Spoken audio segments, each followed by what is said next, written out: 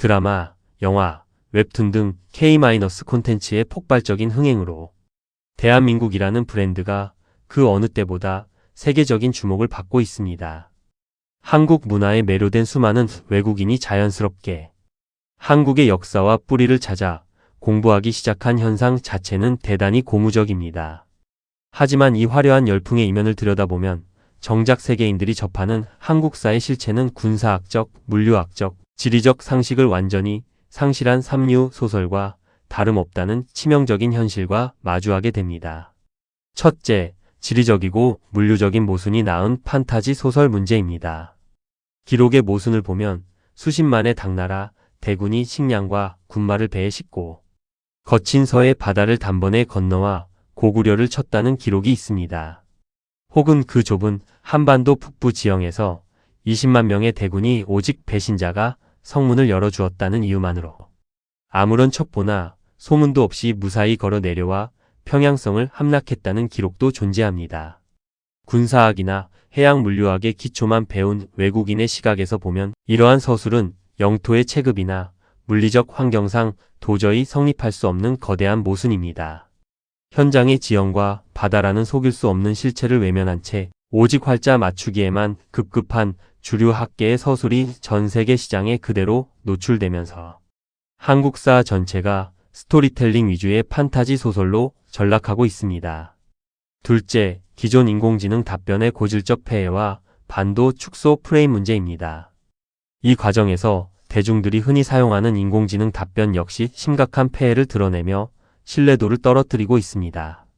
인공지능 답변의 가장 고질적인 폐해는 일제 식민사학과 중국의 동북 공정이 짜놓은 반도 축소 프레임을 무조건 정답으로 고정해 두는 것입니다.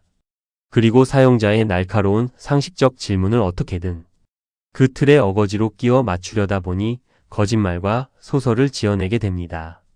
이 과정에서 인공지능의 신뢰도는 완전히 바닥을 치게 됩니다. 흔히 인용되는 배신자가 문을 열어주어 20만 대군이 한반도 육로를 걸어 내려왔다는 서술이 대표적입니다. 겹겹이 쌓인 고구려의 방어망과 정보력을 고려할 때 좁은 한반도 땅에서 흔적도 소문도 없이 대군이 이동했다는 주장은 구조적으로 완벽한 엉터리이자 비상식적인 소설에 불과합니다. 셋째, 중국 동북 공정과 일제 식민사학 프레임의 글로벌 고착화 현상입니다. 더욱 심각한 문제는 외국인들이 가장 먼저 접하는 영문 자료와 해외 유명 대학의 동아시아사 교재들의 상당수가 여전히 일제강점기 관변학자들이 축소해 놓은 반도 사관과 중국의 동북 공정 논리를 기반으로 제작되었다는 점입니다. 본래 중국 대륙의 광활한 영토와 유화, 서쪽 등 거대한 공간 속에서 전개되었어야 할 대규모 국제전쟁과 군사 물류를 주류학계는 압록강 이남의 좁은 한반도 구석으로 억지로 구겨 넣었습니다. 영토를 반도로 좁혀놓고 수십만의 대군을 움직이려다 보니 앞뒤가 전혀 맞지 않는 황당한 시나리오가 탄생한 것입니다.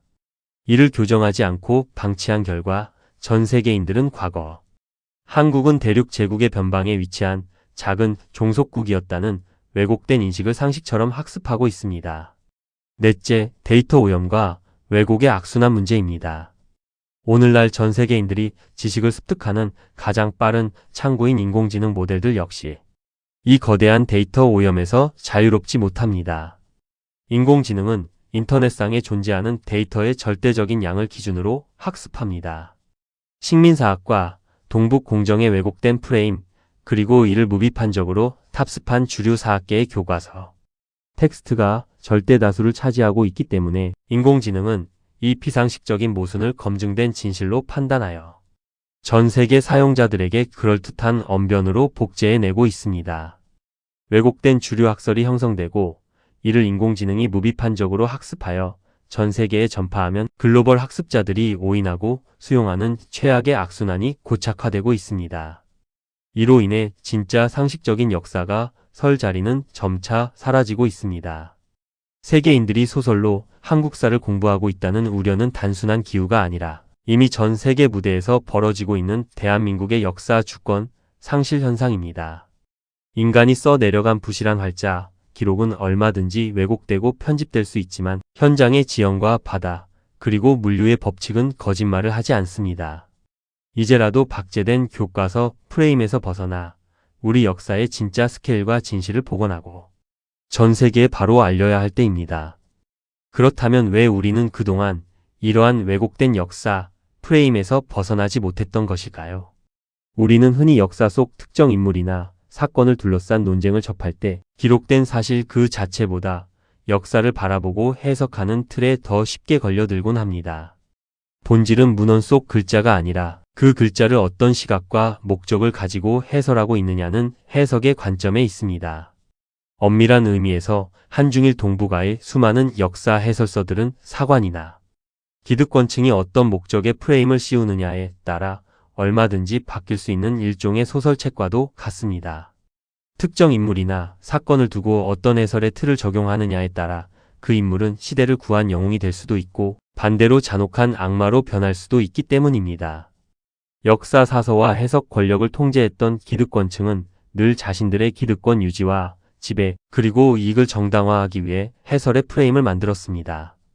강자가 정하는 관점이 곧 정의이자 역사라는 냉혹한 승자의 논리가 지난 80년간 역사 해설의 행간을 지배해 온 셈입니다.